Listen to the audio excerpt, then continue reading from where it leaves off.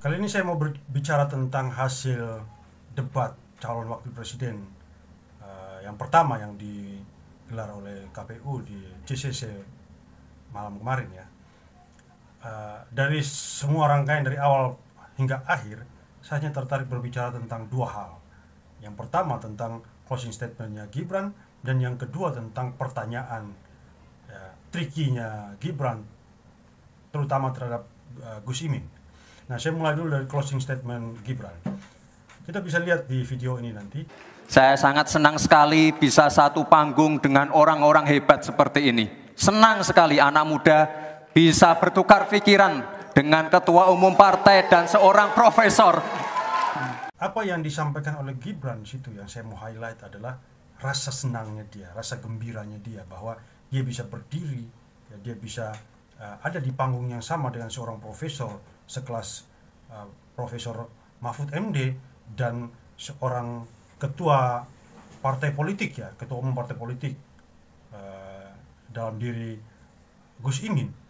Nah, pernyataan ini menurut saya tanpa dia sadari bahwa dia berada di panggung itu, dia sedang menghina banyak anak muda di luar sana ya, yang tidak mungkin bisa dapat panggung semegah sebesar itu ya,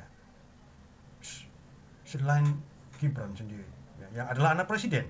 Dia tidak sadar lagi bahwa sampainya dia di panggung sebesar itu karena perjuangan bapaknya, usaha bapaknya ya, di MK, kemudian karpet merah diberikan tanpa ada usahanya dia sendiri, perjuangannya dia sendiri, kemampuannya dia sendiri, sehingga dinilai dia mampu sampai ke panggung sebesar itu, panggung nasional, debat calon wakil presiden.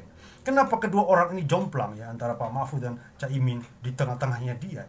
Ya karena apa? Harusnya dia sadar bahwa ini karena bapaknya, karena Pak Jokowi ya, yang memberikan semua pintu, dibuka pintu selebar-lebarnya kepada dia. Bahkan ada aturan pun ditabrak dalam MK ya kan? Jadi percuma kita bicara selama ini di luar sana bahwa wah, harusnya dia sadar begini, harusnya begini, tapi dia menikmati kok.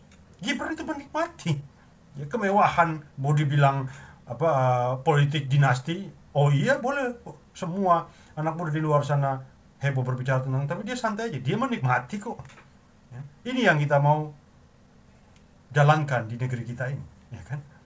Nah, menurut saya sebagai anak muda, kalau anak muda di seluruh Indonesia cermat melihat ini, harusnya tersinggung. Menurut saya harusnya tersinggung, seolah-olah kalau kita ini bukan anak presiden, tidak mungkin berada di panggung itu ya. Dan dia sedang ngeledek kita, wow, anak-anak muda, lu nggak bisa, kalau saya bisa nih sampai di panggung sini, saya bisa berbicara dengan orang hebat sekelas Mahfud MD, profesor, saya berbicara dengan, berdebat dengan seorang ketua umum partai politik sekelas Gus Imin. Itu poin pertama. Poin kedua yang menarik untuk saya bicarakan adalah poin ketika Gibran bertanya kepada Gus Imin ya.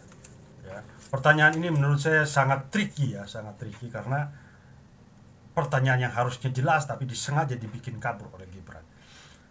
Logikanya ketika kita semua orang ya, kalau ingin bertanya, pasti kita ingin mendapatkan jawaban yang jelas, betul ya? Ketika kita bertanya, agar kita dapat jawaban yang jelas, pasti kita membuat pertanyaannya itu sejelas-jelas mungkin.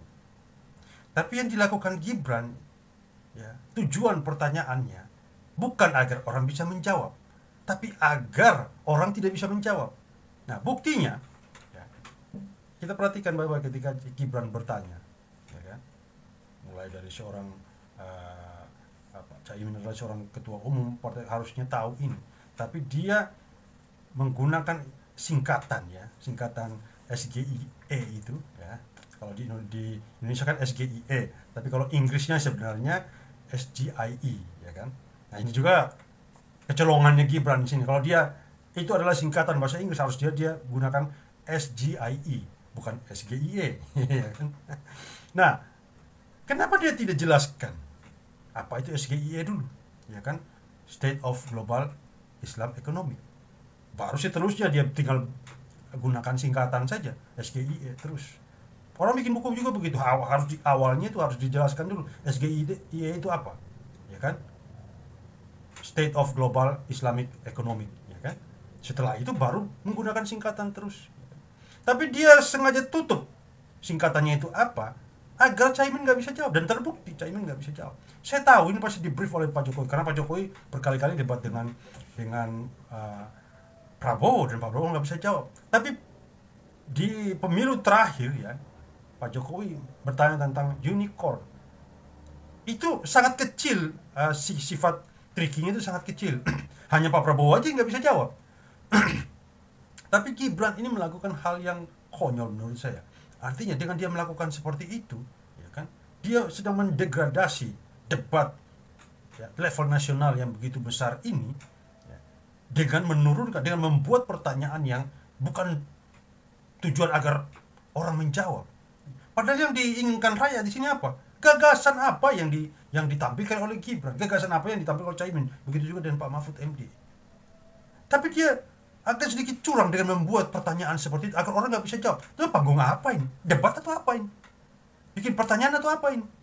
Ya kan? Tanyanya sama guru, dosen, segala macam. Pasti mereka akan bikin soal sejelas mungkin. Nah, kalau dia punya kualitas yang tinggi nih Gibran ini, harusnya dibikin soal pertanyaan yang begitu berkualitas. Saking berkualitasnya, orang nggak bisa jawab. Begitu. Bukan dia mendegradasi panggung debat ini dengan membuat pertanyaan yang sengaja dikaburkan. Nah, ini menurut saya ini nggak kualitas sama sekali, nggak berkualitas sama sekali. Ini hanya membodohi rakyat. Bukannya rakyat dapatkan tontonan yang baik, dapat mengetahui visi dan misi mereka. Kalau mereka jadi cawapres akan seperti apa nantinya.